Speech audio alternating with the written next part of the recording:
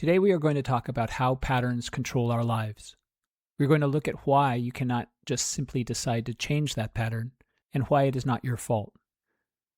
To help us lean into this, I want you to ask yourself one question. What is one pattern that is negatively impacting your life right now that you want to change? Can you think of one? Okay, now hold on to it because we're going to come back to it later in the episode. I'm Stephen Rohde. I work with men who are ready to stop repeating the patterns that have been running their lives. This is Course Correction. Before we start, it is important for you to recognize that the work to change course is some of the hardest work a man can do. Most men find they cannot navigate it alone. This is not because they lack the capacity, but because what drives the pattern runs below what is visible and known. You cannot always see it clearly until someone shows you how and where to look. If you are looking for that type of guidance, please reach me at yourcoretruths.com. Let's get started. You've probably noticed this happen to you. A difficult moment arrives and something pisses you off. It might be a certain tone in someone's voice, or maybe a disrespectful look, or even a silence that carries the wrong weight. Whatever it is, it happens. And before you know it, you have already reacted. You snap. You shut down. You lose control. You say nothing when you should have said something, or you say everything when you should have just kept your mouth shut. Then the moment passes, and somewhere in the aftermath, you have that same old realization and question. I did it again. Why do I always do that? You recognize the pattern. You have done the work.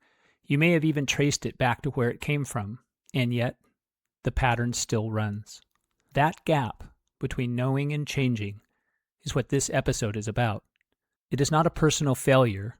It is an architecture, a system built inside each of us, running below the level of our conscious decisions, doing exactly what it was designed to do. We are going to look at that system today, how it was built, and why it runs the way it does. We are also going to explore why understanding it is the first thing that actually gives you a say in what happens next, because this system has likely been running beneath your awareness for most of your life. We're going to first look at a famous experiment that involves a dog. In the late 1800s, Ivan Pavlov, a Russian physiologist, was measuring how dogs salivate when they eat. One day, he discovered something he hadn't expected. He found that the dogs he was studying began to salivate long before his lab assistants set their food down in front of them. In fact, the dogs began salivating even before his assistants had even walked into the room with the food. As he analyzed this, he realized that his dogs weren't responding to the food itself. They were responding to the signal that food was coming. Maybe it was the assistant's footsteps at that specific time of day, or possibly the sound of the door being open, or the dog getting rigged up in the testing apparatus. Whatever it was, the dog's nervous system had connected that sound, or that stimulus, with being given food. As a result, the dog began to salivate in anticipation. Basically, the signal equaled the outcome. It is extremely important for you to understand what this means for today's discussion. Pavlov recognized that the dog's response had become automatic, involuntary. The dog had no say in it. Pavlov confirmed his theory through his now famous experiment where he rang a bell every time he fed the dogs. Over time, and through repetition, the bell alone produced salivation even without any food being involved. The dog's nervous system had been trained to answer the bell, and the response remained wired long after the food had been removed from the experiment. Remember, the dog was not broken. The dog was not choosing to drool because it had no awareness.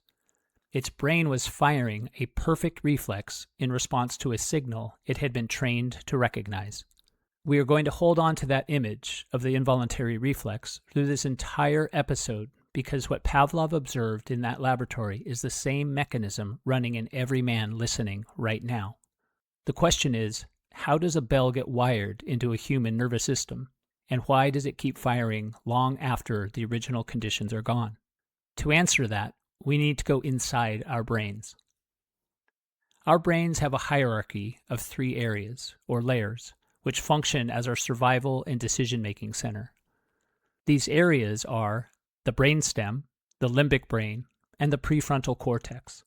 These layers were built on top of each other over millions of years of evolution, each with a specific job to help keep us alive and to relate to our environment. The first and oldest layer is the brainstem. The brainstem is sometimes called the reptilian brain because it was the first part of the brain to develop in human evolution and actually predates mammals entirely. The brainstem's sole purpose was and is survival. It does not think, it does not evaluate, it does not consider your opinions or your intentions. It reacts instinctually to keep you alive by responding to a given or perceived threat. Fight, flight, freeze, fawn. 4 reflexes, each one a survival strategy, each one firing automatically before you can make a conscious decision or thought. Just pure reaction with the sole purpose of survival. When a threat signal arrives, the brainstem fires first before anything else. Let me show you what that looks like in your own body. Let's say you're about to cross a street. As you step off the curb, you suddenly hear a car, engine revving, tires squealing, coming barreling towards you. In that instant, you don't think about the car and you don't have a conversation with yourself about what you should do. Your body is already moving, jumping back onto the sidewalk and getting out of the way before you have made a single conscious decision to do anything. That is the brainstem, pure reflex, pure survival response. There was no thought involved because thought is too slow. What you demonstrated was exactly the speed survival requires. The middle layer of the brain is called the limbic system, or the emotional brain. This is where our memories live, not as facts you can recite, but as feelings and sensations. It became the body's record of what things meant. This is where the brain connects the understanding of how a specific signal means a specific threat. These signals were cataloged and ingrained through consistent repetition, through the same threat arriving again and again. For example, with early man, this experience might have come, say, through consistent and repeated threats from predators or environmental dangers. Today, we might experience such repetitive threats as children, or in a workplace, or on a battlefield. Over time, this reaction and understanding of threat became faster and more consistent until it became automatic, or involuntary. The limbic brain is also where we fully developed the fawn survival strategy. Unlike fight, flight, and freeze, which fire as pure survival reflexes, the fawn response began as something more calculated. For example, think of how a child might have discovered through repeated experience that appeasing a threatening family member was safer than fighting it, fleeing it, or freezing in front of it. The child learned to read the room innately. They learned to agree and accommodate, or possibly to disappear into whatever shape kept the peace and, more critically, kept them safe from danger. This strategy worked, and because it worked, it got wired into the system and became a learned instinct. So by adulthood, the fawn response runs the same way the other responses do, as a reflex, below the level of our conscious choice. The newest and most recently evolved structure in the human brain is the prefrontal cortex, which is located directly behind your forehead. This is the part that plans, reflects, imagines alternatives, considers consequences, and makes deliberate decisions. This is the part that can pause and the part that can choose. So think back to that curb in the car. Your brainstem got you to safety before a single thought arrived. Your limbic system then flags this as a critical memory. It remembers that intersection, or that sound, that sensation, which all equaled danger. So the next time you approach that corner, or any street, the flag goes up and the limbic system puts you on alert before you consciously know why. But this time the prefrontal cortex also gets involved. It looks at what that limbic system flagged, and it asks a question the other 2 layers cannot ask. Is this situation actually dangerous right now? Is the street clear today? Is it safe to cross? The threat signal fired, but is the threat real this time, or is it just familiar? That is the prefrontal cortex's job, not speed, not reflex, evaluation. The ability to look at what the survival system is responding to and ask whether that response still fits the situation. And here is why that matters to every man listening, because there are two important things to understand about the prefrontal cortex. First, the prefrontal cortex does not fully develop until a man's mid-20s. This means that during the years a child is most vulnerable, most exposed, and most impressionable, the choosing brain is still being built. The survival brain is fully online. The emotional brain is busy wiring associations at full speed, but the prefrontal cortex is not yet able to determine or interpret what any of that wiring means. Essentially, the bells are ringing in a brain that has no capacity yet to consider whether they should be. What is significant about this is that the prefrontal cortex does not develop in neutral conditions while the stress happens around it. In fact, it is being shaped by those very stressful conditions. Do you see that? Our choosing brain develops inside the very environment that influences the wiring of our reflexes. So, this means that a man's capacity to reflect on himself, evaluate his choices, and imagine who he might become, that capacity was formed around the same threat it is now being asked to examine. That is a massive blind spot, or gap, in each of us. It is the space between knowing a pattern and being able to change it. Why? Because the brain doesn't know anything different. It is as if Pavlov's dog was a puppy when the bell first started ringing. By the time it was old enough to question the bell, the reflex was fully formed. The bell was just the normal sound of the world. And here's the second thing that matters. Your brain is now in adulthood. Your prefrontal cortex is fully developed with its learned instinct from that threatening environment. Now, the moment a threat signal arrives, your survival brain kicks in based on how it was developed. As designed, your thinking brain immediately goes offline, but the reflex now fires based on that learned instinct. So by the time any conscious awareness arrives, that instinct, your survival strategy, has already been running. Your choice wasn't available because the choosing part of your brain had already been bypassed, and that bypass was not a decision. It was the architecture doing exactly what it was built to do. Your response is completely involuntary. I know this is a lot to take in, so to bring this back to you, think back to the pattern you named at the start of the episode. Based on what we just described about involuntary learned patterns and conditioned instincts, how do you see that pattern now? Can you see that it is not a character flaw? Do you understand that it is a reflex you developed without knowing anything about it? It is like a bell has been ringing since before you had any awareness or say in what it meant, and your nervous system has been answering it automatically, involuntarily, your entire life. You are still reacting as though the bell is ringing. But, as was the case with Pavlov's dog, what the bell was wired to, the original threat, the original conditions, has been gone for a long time. Now keep thinking about your pattern just a moment longer. Again, can you see that there is nothing wrong with you?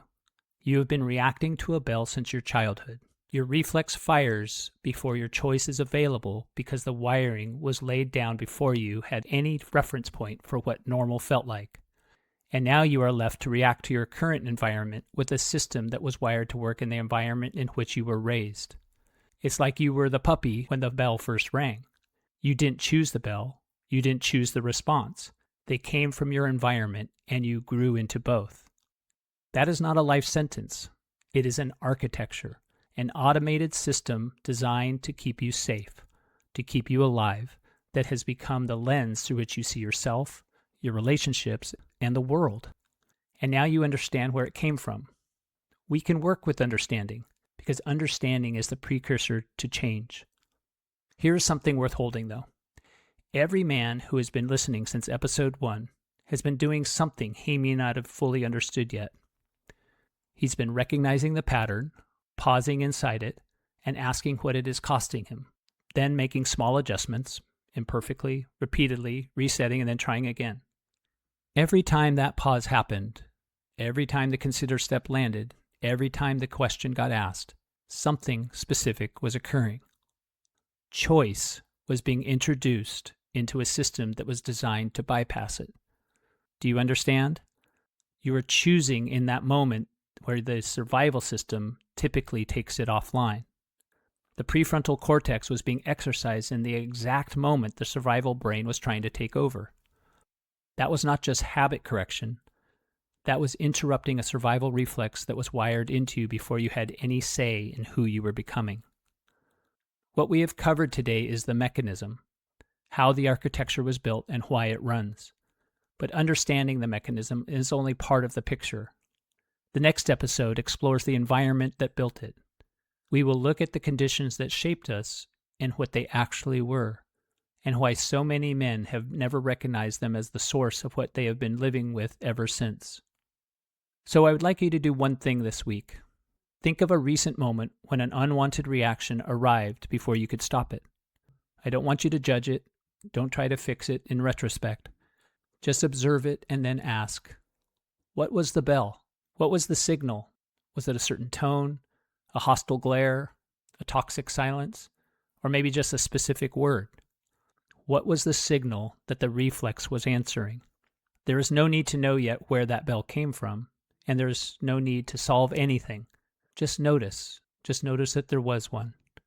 That is you taking the next step to expose the architecture so you can see it. And that is where the real work begins. Knowing the architecture is not the same as knowing how to navigate it. Most men try to work against this system alone. They recognize the pattern, they push harder, they may even decide to try to be different. Yet the reflex runs anyway, because by the time the decision arrives, the choosing brain has already been bypassed. This work asks for a guide. It asks for someone who knows where and why the bells are wired, someone who has sat with this long enough to see what the man inside it cannot yet see. Whether it's me or someone else, it's helpful to have someone who knows this terrain and can guide you through it. Also, if you know someone who needs to hear this, please send it to them. I'm Stephen Rohde. This is Course Correction. And remember, you didn't choose to drool. You were trained to.